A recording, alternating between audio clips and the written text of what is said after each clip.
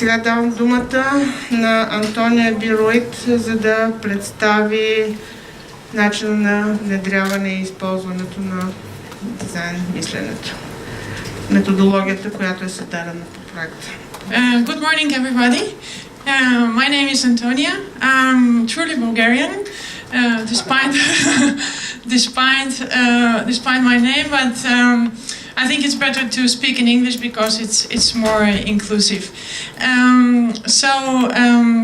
After I saw what Evgenia and Tonju would be talking about, I decided to change my presentation, and I thank to the organizers for the flexibility, and I wanted to add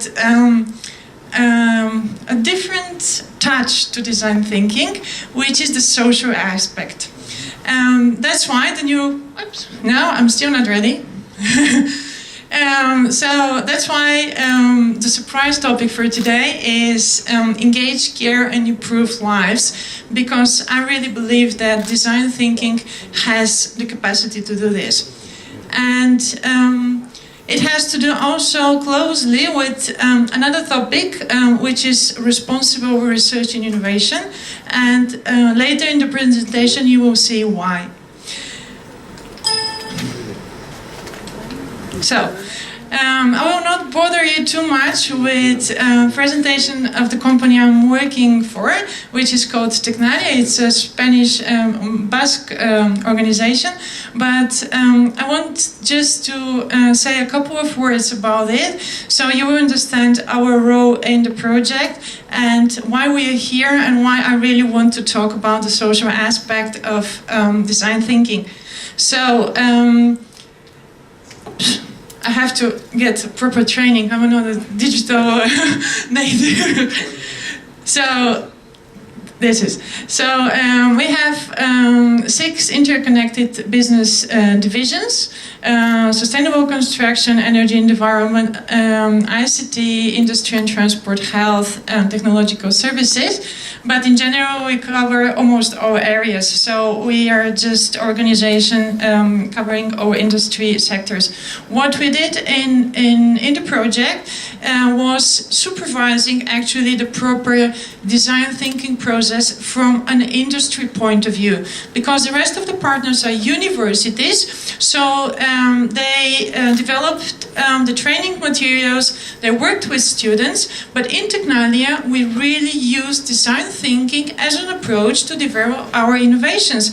That's why sometimes we gave some very practical advices, because we use it in workshops, in consortium meetings. It's a really very practical tool to use in a couple of months or just during the 2 days workshops, because you get really very creative and very inclusive way of working. So we are around 1,400 staff. We have a very good gender balance. We are around 30 different nationalities, quite young, as you can see, 24 in average, and we have a good number of PhDs. This is our income. So we actually generate income from research and innovation, and we have, as you can see, quite a good number of patrons and more than 4,000 companies on our clients list. But what's more important for today is that we work to overcome challenges faced by humankind. So it's not about technological services, it's not about technological innovation, it's actually about solving human problems and getting closer to people in order to improve their well-being. So we are also, because Erasmus is a European project, we are also the first national private organization in project participation in Horizon 2020. And how we do all this, how we do the participation in project, how we do the working with companies, how we do the innovation in a real world environment. But mainly through open innovation, and this is also what design thinking is very connected to. So open innovation to us means being very well connected with local scientific, technological and training organizations.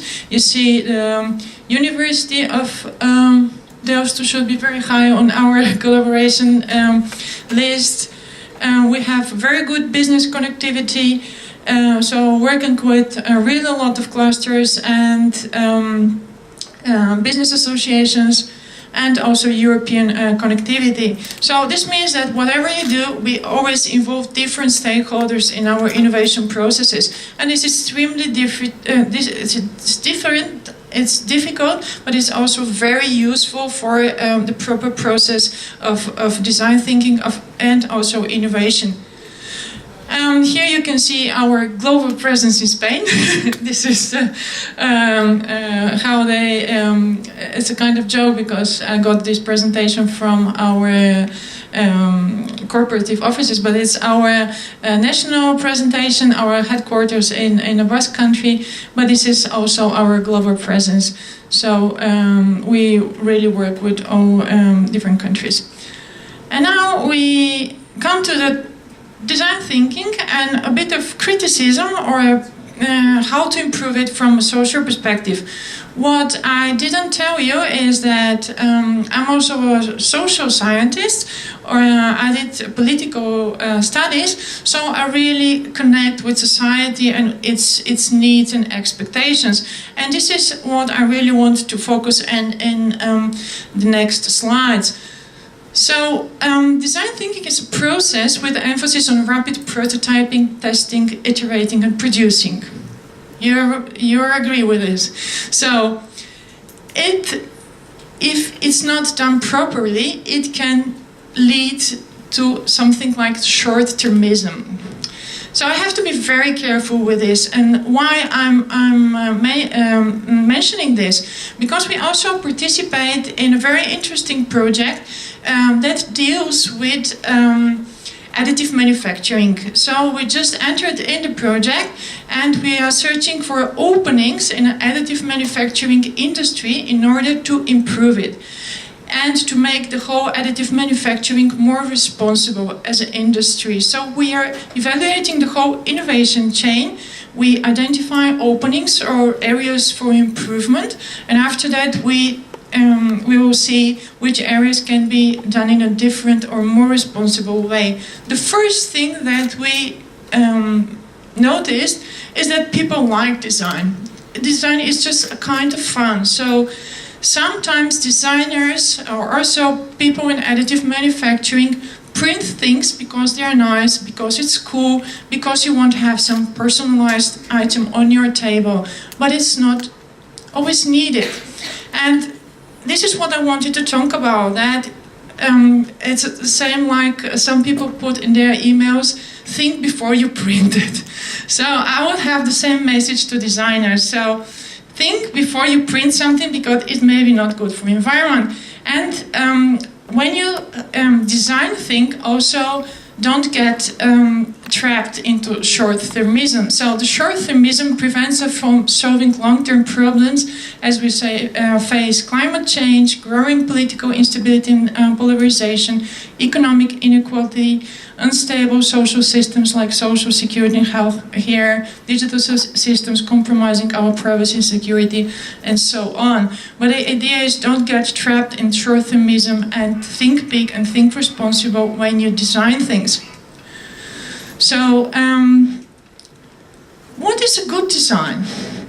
I mean, what we saw in the examples before was very cool stuff, how to improve museums, how to make things nicer and richer as an experience, and it all helps. But we also have to think, what is a design from a human, from a social point of view?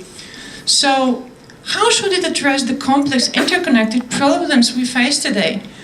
By creating empathy maps and understanding the interests, the biases, the needs and motivations in society, through design thinking, we really get insights for the design of more responsible products and services.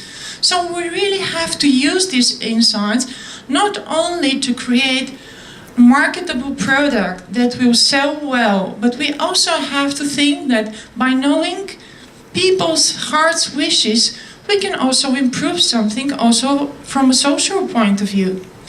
So not only focus on commercial, but also focus on social problems or personal problems that we can solve through design.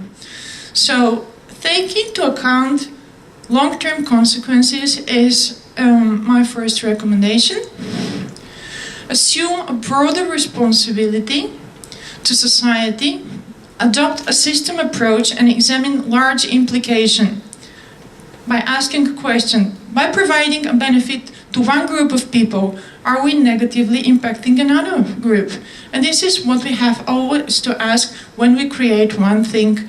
Maybe it's not good for the environment, maybe it's not good for radicalization or for some kind of or for other reasons. But it's really good to think about these soft issues in design, which are on the long term very important. And consider environmental and social cost of product. What happens at the end of its life? Use environmental products, or just analyze the whole life cycle of the product, because it's very important. So, after the first presentations, now my message is we have the responsibility to evolve from human-centered design, which is actually the center of design thinking, to humanity-centered design. So this is actually the core message of this presentation, and the idea is that we have to change from a singular human needs to a broader social needs. And this will improve also your design, because people have more and more this need to contribute to societal values. And in other words, it means to minimize the chances of creating more problems that we are trying to solve. Sometimes that we are actually doing. You solve one problem, by this you're creating 3 more. Anticipate and mitigate the negative long-term consequences of well-intentioned solutions. So the precautionary principle of a responsible research and innovation. This is something I will mention later. And the precautionary principle is always to search a balance between precaution and innovation. We shouldn't go just for innovation because we want to innovate. We have to be also precaution. We have to be cautious with the things that we create. Sometimes it's better not to innovate instead of innovating. Just have a healthy balance between what's good and what's really necessary to be created. So that's the precautionary principle of responsible research and innovation. It's like if you're designing a robot that can teach your children 4 languages in a limited period of time, you can think, wow, it's cool, it's really innovative product, and my children don't need to go anywhere. I will just leave them at home and they will learn these 4 languages. But the precautionary principle says, if your kids spend too much time with a robot, will they be able to raise kids on their own in the future? Because they will lack the necessary human interaction. So you learn 4 languages or more or 10 or whatever. It's very tangible, it's very educative. But you lose something very important, which is human interaction, which is human values. And you can learn human values only through human interaction. So this is a good example of design and how to make things in a responsible way, and how also to keep in mind our core values as society and as humans. And also create and sustain equality built on technological advances without disrupting the foundations of society. But how? How can we do this? So, through a very simple methodology called backcasting. The first thing is define preferable future state, where you want to be. It's not a forecasting. Forecasting is trying to guess what the future is going to be. Backcasting is just saying, in 30 years I want to have this and this, and I have it, and just imagine that you have it. Collectively decide upon concrete desired outcomes. Collectively here is also a very important keyword. We work backward to identify. So in 30 years' time, you imagine that I'm 80 years old and I just look background and I see all the actions that I did in order to get to the state I want. So work backwards to identify necessary actions and steps that will connect the future to the present. So backcasting is a proactive way to define an ideal outcome and align your efforts to achieve it. So, as you see, design thinking is a very cool approach, really useful, but keep this long-term idea and this social response to make it even nicer. So, another important message is shared goals and values. We have this in design thinking because we work with different people in design thinking. You collect insights, you connect expectations. So at the end you get a better product because you have shared values or shared ideas of what a good product is. So engage with all innovation stakeholders, with society in general, and most important, with new and underrepresented audiences to improve life and create a sustainable future for all. So this will improve your product, and this will improve also some aspects in society that cannot be resolved from a governmental point of view. So if you keep this in mind, I think it will make also your products more socially desirable. And now I'll come actually to what I wanted to speak, but I needed this introduction in order to show you why responsibility is important. So it's RRI, which is called Responsible Research and Innovation, and it's a cross-cutting issues in the Horizon 2020 program, but actually it deals with involving society and science and innovation. And it's a wide umbrella that connects different aspects of the relationship between responsible research and innovation and society. This is the definition, which is actually the most official one, which says that responsible research and innovation is a transparent, interactive process by which societal actors and innovators become mutually responsive to each other with a view to the ethical acceptability, sustainability, and societal desirability of the innovation process and its marketable products. ROI comes from corporate social responsibility. It has some differences, but it's related from ethical, legal, and social aspects of research. Research approaches as participatory and transdisciplinary research approach, also from technology assessment, deliberative governance, and public engagement. Public engagement actually is the core of responsible research and innovation. The same thing as design thinking, because it connects with a broader range of actors. Why do we need responsible research and innovation? Because society nowadays is facing many challenges like health, food, agriculture, secure, clean, efficient energy, smart, clean transport, climate action, and so on. And responsible research and innovation tackles these challenges by aligning values, needs, and expectations of all actors involved in research and innovation. No.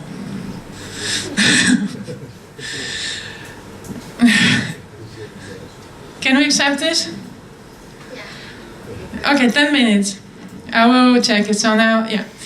Thank you very much. That's lobbying. But it's for a social purpose. You know, I'm not trying to sell you anything, just good ideas. No, it's perfect idea, so you just keep on doing. Okay, thank you very much. So I have also support, it's good. Yeah. I will keep it as short as possible, but keep it longer, please. I will give you my visit card after that and we can discuss during the coffee break. So the idea is that by bringing all these actors together, we can solve together the challenges, the social challenges, and it's a bigger idea of design thinking process, because in design thinking you do the same. You just bring different people together and you collectively solve a challenge. But responsible research and innovation is just a broader idea of this. It's a trend, but it's also a policy. So when you apply for Horizon 2020 money, many people forget that where the biggest budget is, with 30 million people, The column is called actually societal challenges, and many people just go to energy and transport or climate, and they develop very highly scientific or technological solutions, and they forget that all these solutions actually needed to solve societal challenges. So they really forget about this. Scientific people get too scientific, and then they forget that they have the mission to improve something in society, to solve a real challenge. And this is something that you in design thinking should do also. Not make only a commercial product, a marketing product, but also really make something useful and meaningful to the people and to the society as a whole. And also the Sustainable Development Goals. If you develop something, keep these goals in mind. If you want to sell something to your buyers, if you want to write a project or whatever, just go to the Sustainable Development Goals and connect it. And this will make your project. This will add to your products more added value if you say that you're also striving to comply with the Sustainable Development Goals. Not only to the grand challenges of the European Commission, but also to the Sustainable Development Goals of the United Nations. So now we talk about challenge-driven or mission-oriented research. Major part, as I said, of the current framework program is dedicated to social challenges, and challenge-driven programs are usually interdisciplinary and often cover the entire innovation chain from fundamental research to demonstration. The same thing that we do also in design thinking. And industry often plays a role in such programs, but it should not define its objectives.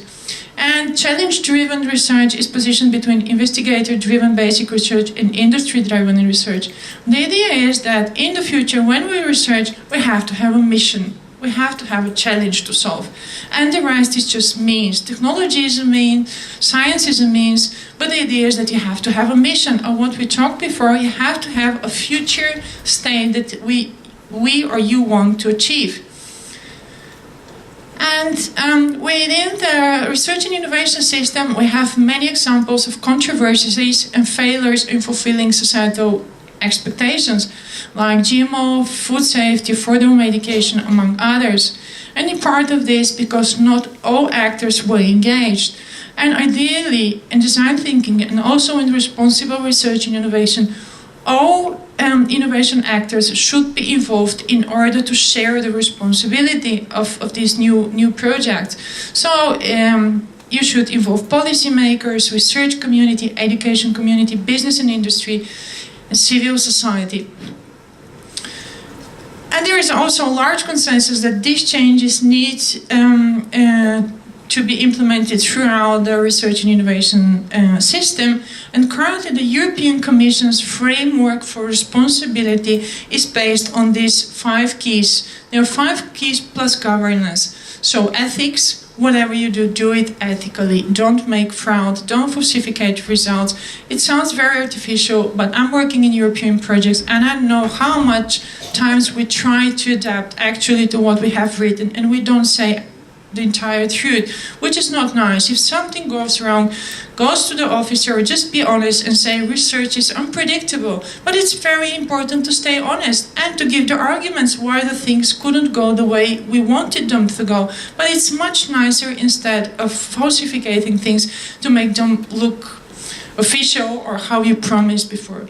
So gender equality, I will discuss this briefly after that. Open access, the idea is that if you get funding, private but mostly public, you are obliged to publish the results because this is paid not by the Commission. Many people say this is paid by the Commission. It's not paid by the Commission, it's paid by the taxpayers.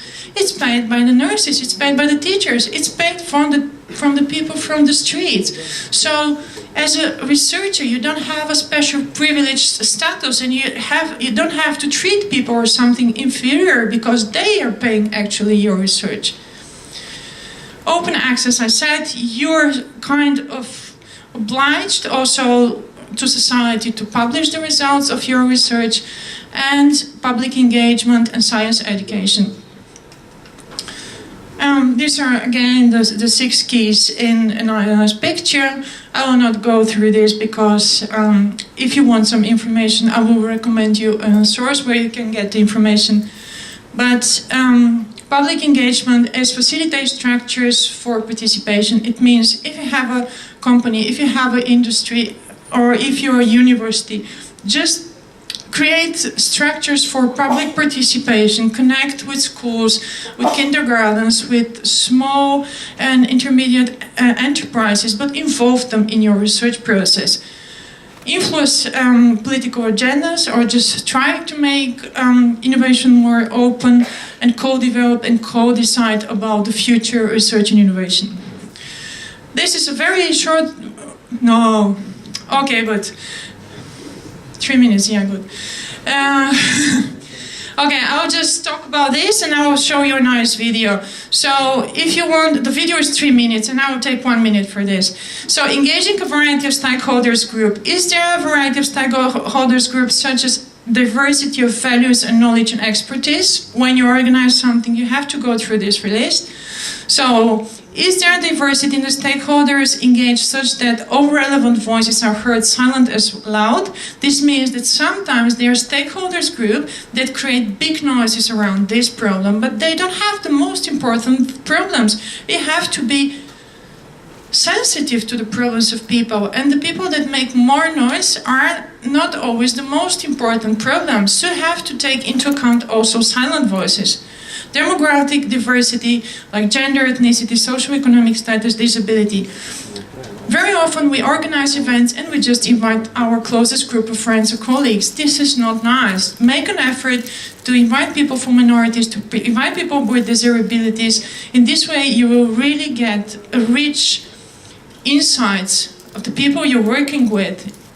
Normally we are very limited within our elites working groups and sufficient amount. It means if you get 7 experts, you cannot draw significant conclusions. So I will go through all this because I'm not allowed. I just wanted to show you the nice things that you're missing. A training course on the data protection that you need, but you have it on my presentation. Very sad fact that women still earn 16% less than men. You can see it also even in more advanced countries, women earn less for the same work. Open access, governance, and some other things that you can see also on the presentations. I want to show you a video. All the benefits of ROI, I think you can imagine it. And can we put this video on?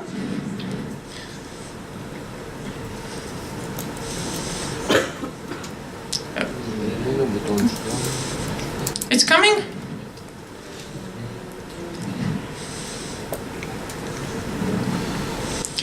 It's mainly for researchers, but it's also nice for other industry stakeholders.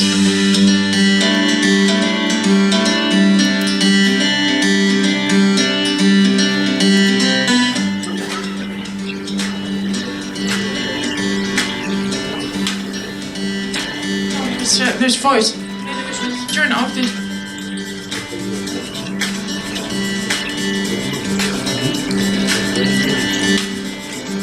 There's something wrong with the video. They talk during the video. Okay, we'll just see it like this.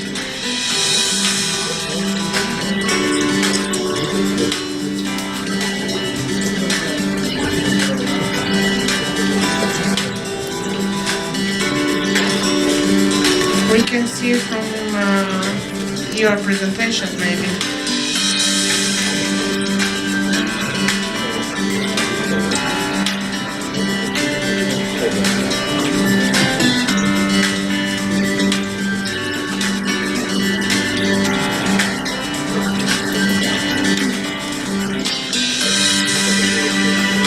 Okay, what I say is that what I mentioned earlier, that you have to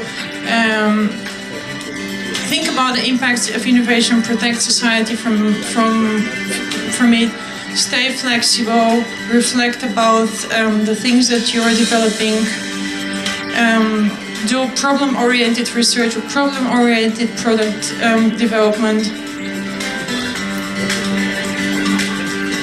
And here they recommend actually the RRI toolkit, where you can find lots of materials about responsible research and innovation.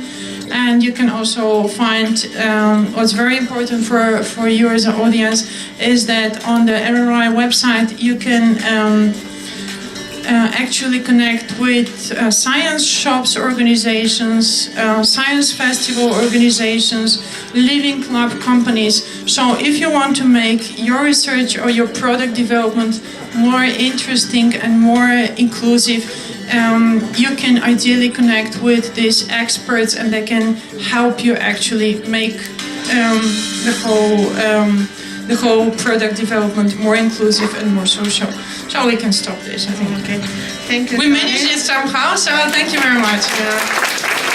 Yeah, we know that sometimes the technology helps us, but like sometimes, yeah, they stop us and make something wrong. Okay, вопросы, questions further? Hello, Antonia. Dr. Antonia. My name is Dejan Antic. I come from Macedonia. And Please. sorry. So I'm usually very loud, so I'll try to keep my voice down. So my name is Dejan Antic. I come from Macedonia. I've been working on many projects, and I've been having luck to be trained by the Japanese government on the top management course on innovations, management, economic development regarding the society by the US government. I was part of the US government team regarding the competitiveness in innovations in Macedonia and things like that. So I must applaud to your presentation, because it took me several years to finally hear about a presentation regarding the innovations versus humane-centered aspect of it, not just human, not just making innovations like Facebook and Twitter that are human-oriented, satisfying the needs of the individual. So just briefly, all what you have said, in Japan they are doing it. And when I was there, the leader of, so I see that your private company is the promoter of innovation in Spain. So it's a national-based organization to promote innovations in Spain. In Japan, they are doing it, all this stuff, what you have presented, that needs to be done maybe on Spanish level or EU level, which is quite complex. So my question is, who funds your projects, who funds the activities and things like that?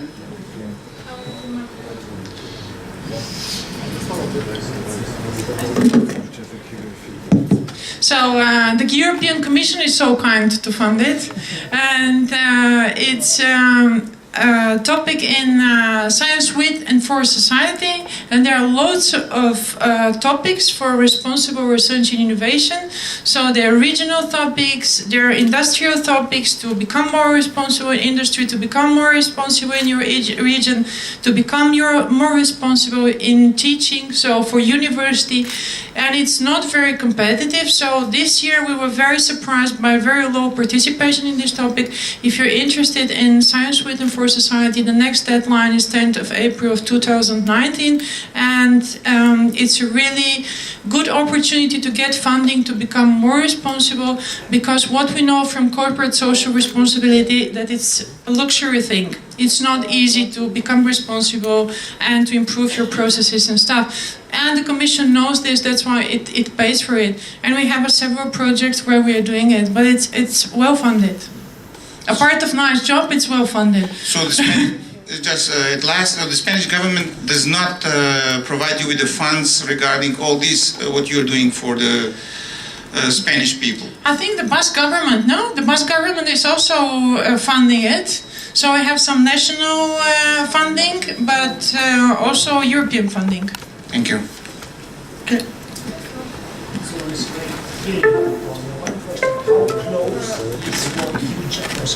How close is what you just defined with social entrepreneurship? is there also a pool for social startups who could come out of all these social things that you just explained? Do you see this pipeline for entrepreneurship startups? I think that for sure there are entrepreneurship startups, but they have a different focus. I mean, they just identify business models through social issues, so they create new businesses through it.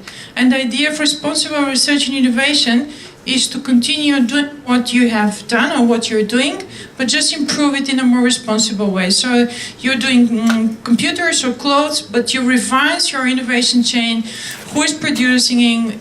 Are you using child labor in third countries, or what is the life cycle? So it affects the core of your business. But social entrepreneurship is just you identify one problem and you create a business around it. But they're closely related, of course. Okay. Thank you. Just the last question, and we have a coffee break after that.